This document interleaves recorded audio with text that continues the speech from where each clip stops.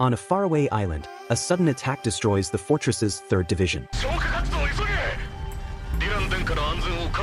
The main goal is to protect 3 important people, Dialogue and Loa.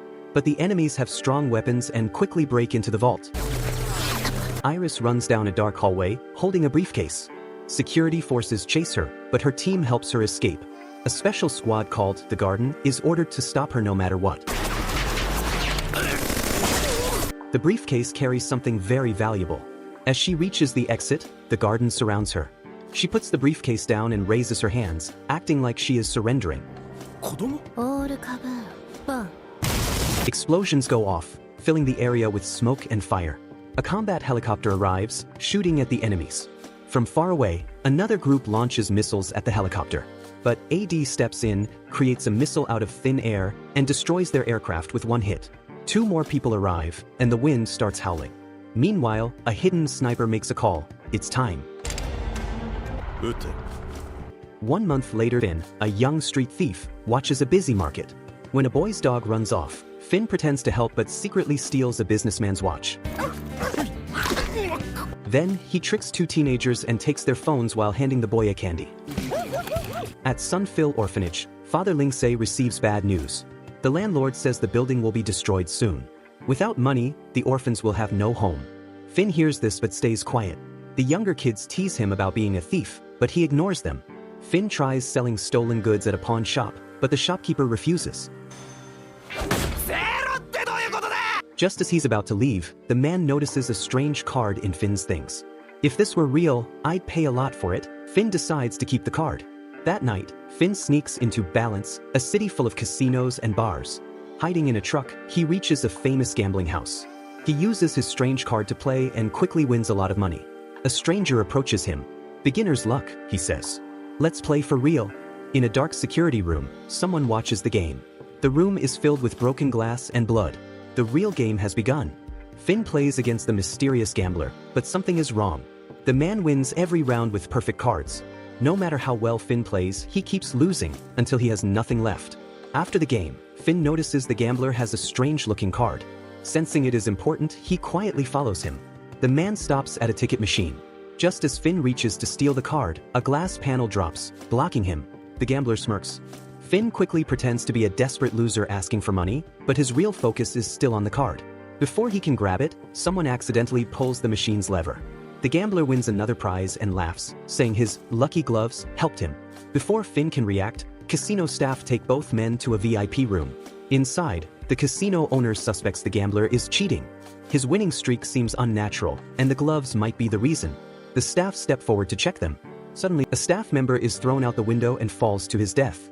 Chaos erupts. Finn realizes the gambler is Bobby Ball, the same man from the security room. Bobby pulls out a mysterious card like Finn's and activates it, turning it into gloves. He isn't just a gambler, he's a player, someone with special card abilities. The casino owner demands Bobby's ID. Instead, Bobby touches the man's wrist. Instantly, the man's hand crumbles into marbles. His ability, Marble Rumble, turns anything he touches into marbles. In seconds, he shatters the guard the same way. Terrified, another gambler gives Bobby his card, that's 10 of diamonds, which grants endless luck. Bobby grins, knowing his boss will be happy. But suddenly, a gunshot echoes through the room. A man named Chris, sitting near the ticket machine, stands up. Bobby lunges at him and grabs his gun, turns into marbles. However, Chris counters with a powerful kick, sending Bobby flying. Chris activates his own card, revealing his special ability, Calories. The fight begins. Bobby just needs to touch Chris once to win, but Chris is too fast. Angry, Bobby throws marble-shaped projectiles, but Chris easily dodges them. Smirking, he teases, "Only beautiful women can touch me." Finn watches in shock. How do these people have the same kind of cards as him? In the chaos, the gambler tries to run away but slips on marbles and accidentally shoots himself. Hurt and desperate, he begs for his card back. Bobby grins and crushes his head into marbles. Chris yells at Finn, "Run!" Finn quickly fakes a stumble, grabs the gambler's lucky card, and escapes. He thinks this might be his chance to save Sunfill Orphanage. But Bobby isn't finished. He throws marbles at Finn's getaway vehicle, forcing him into a wild street chase. Elsewhere, a mysterious man makes a secret phone call, hinting that something even bigger is happening. As the chase gets worse, Finn barely avoids crashing. Behind him, a huge explosion erupts, setting the street on fire. Amid the wreckage, a man named Crispin, injured and limping, warns Finn not to tell anyone about what happened. He asks Finn to return a stolen cat, but before Finn can answer, Bobby strikes Crispin down with a marble. Bobby now stands over Finn. "Give me back the card, and I'll make your death quick and painless," he says coldly. Finn has two choices: die quickly or suffer. But instead of being scared, he smirks. "Let's play my last hand." He pulls out his own special card, and a revolver appears in his hand. Bobby fires a marble at him, but Finn shoots it in midair, breaking it into sharp pieces that cut Bobby's hand. The force knocks Bobby unconscious. Just as Finn thinks it's over, another figure stands up. It's Crisis.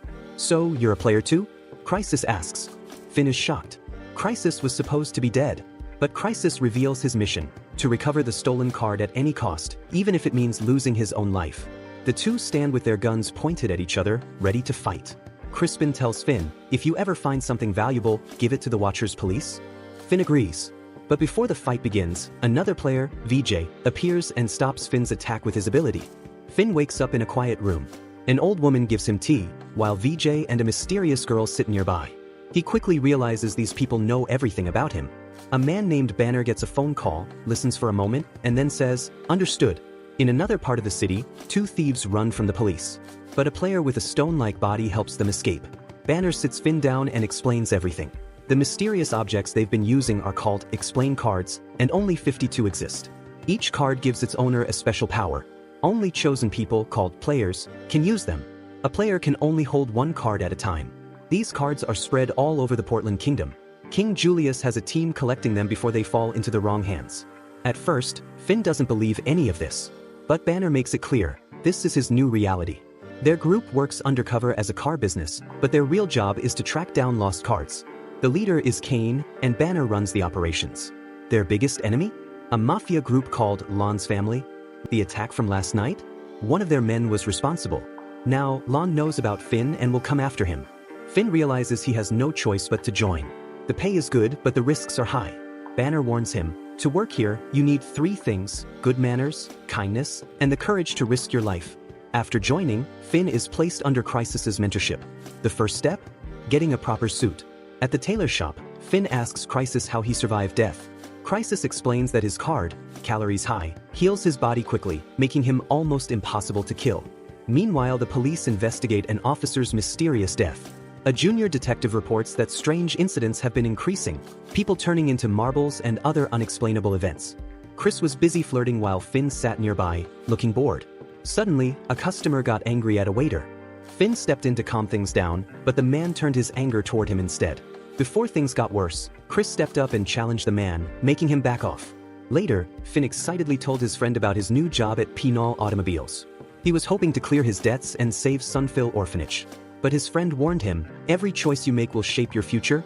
The next morning, Finn joined his team on a mission to stop an armored car. Chris told him to just watch and learn, but Finn was eager to help. He activated his card, summoning a revolver and aiming at the car's tires. Before he could shoot, something unexpected happened. The cafe waiter suddenly landed on their car hood. To Finn's shock, the waiter was a player too. His body could stretch and flatten like rubber. He attacked Finn, but Chris hit the brakes hard, throwing the waiter off. Meanwhile, the police were watching. Officer Sugar asked Captain Young if they should step in, but Young repeated what he always said, "Only strange people can handle strange cases." At the same time, another officer, Wendy, had already captured the robbers. Back on the battlefield, the rubber-bodied waiter tried to drown Finn, pushing him underwater. Chris rushed in to save him but took a painful hit to the spine. With no other options, Chris crashed the car into the water. The impact knocked the waiter unconscious. Trapped underwater, Finn used his special bullet ability to break the car window, allowing them to escape. Chris's healing power quickly restored his injuries, making it seem like nothing had happened. Later, the team learned the truth about the waiter, Rubber 1000.